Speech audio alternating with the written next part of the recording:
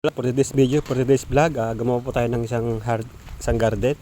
Tanim po tayo ng mga gulay tulad ng mga sibuyas, kamatis, sitaw. Ayan. Nagpunlan na po ako ng mga kamatis sili.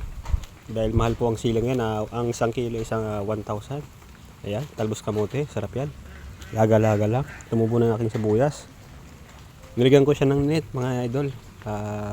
Dahil gawa po ng pinapasok po kasi ng manok sa yung aking gulay. Kaya naisipan ko gumawa ng isang bakod na net. Yan. Safe na po ang aking tanim. Yan, lalago na po yan. 1 week. Ang ganda na po yan. Ayan mga idol. May mga net na siya na palibot. Yun. Yan po ang aking tinanim kanina na panggulay, sili, talbos ng kamote, sibuyas, luya, kamatis, talong. Nagpunlan na ako niyan.